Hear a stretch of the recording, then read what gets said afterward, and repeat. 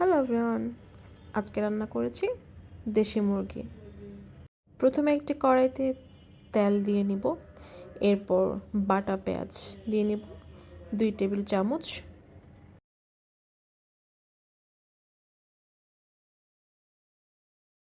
সাথে দিয়ে দেব আরও 1.5 টেবিল চামচের মতো বাটা রসুন।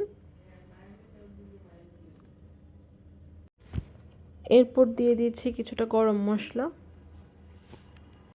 ভালোভাবে নেড়ে দিচ্ছি। এখন দিয়ে দিব কাঁচামরিচ দিয়ে কিছুক্ষণ নেড়ে নিচ্ছি। কিছুক্ষণ নেড়ে দিয়ে দিচ্ছি হলুদের গুঁড়ো, মরিচের গুঁড়ো, ধনিয়ার গুঁড়ো। এরই মধ্যে নিয়ে নিয়েছিলাম পরিমাণ মতো লবণ, যেটি ক্লিপ নিতে আমি ভুলে গিয়েছিলাম। মশলাগুলো খুব ভালোভাবে মিক্স করে নিব। এরপর আমি এখানে 2টো দেশি মুরগি নিয়েছি। মুরগি দুটো মশলাতে দিয়ে ভালো মতো নেড়ে নেব, ভালো মতো মিক্স করে নিচ্ছি। ভালো মতো মিক্স করার পর কষানোর জন্য কিছুটা পানি দিয়ে নিব এবং সেই পানি দিয়ে প্রথমে কষিয়ে নিব।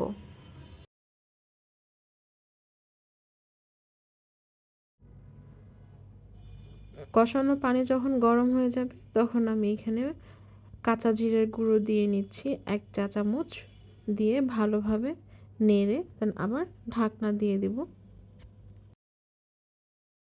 কিছুক্ষণ পর পর ঢাকনা উঠিয়ে নেড়ে দিয়েছি। মাংসগুলো 15 মিনিট মতো কষিয়ে দেন আমি আগে থেকে আলু কেটে রেখেছিলাম, সে আলুগুলো ধুয়ে দিয়ে দিচ্ছি। এখন যতটুকু পানি আছে সে আলুটুকু ওই পানিতে কিছুক্ষণ কষাবো।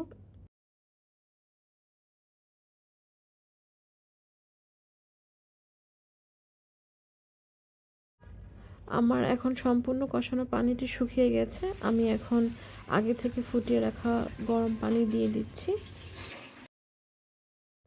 আমি যতটুকু ঝোল রাখবো ঠিক সেই পরিমাণ অনুযায়ী আমি গরম পানিটি দিয়েছি। গরম পানি দেওয়ার পর আমি ঢাকনা দিয়ে রেখেছিলাম। কিছুক্ষণ পর পর ঢাকনা উঠিয়ে তরকারিটা নেড়ে দিয়েছি। আমার রান্নাটি অলমোস্ট শেষ হয়ে গিয়েছে। আমি এখন রান্না করা মাংসটি একটি পাতিলে তুলে নিব, কিন্তু তার আগে আমি এখানে 1 চা চামচ ভাজা জিরের গুঁড়ো এবং আধা চা চামচ ভাজা গরম মশলার গুঁড়ো আমি দিয়ে ভালোভাবে মিক্স করে একটি পাতিলে আমি উঠিয়ে নিব। আমাদের বাসায় আমরা সবসময় একটি বড় কড়াইতে তরকারি রান্না করে দেন সেটি ছোট একটি পাতিলে উঠিয়ে রাখি। এতে করে রান্না করার সময় তরকারি নাড়তে খুবই সুবিধা হয়। সো হয়ে গেল আমার দেশি মুরগির ঝোল। আমি খুব অল্প মশলা দিয়ে রান্না করেছি, পাতলা ঝোল রেখেছি। Thanks for watching.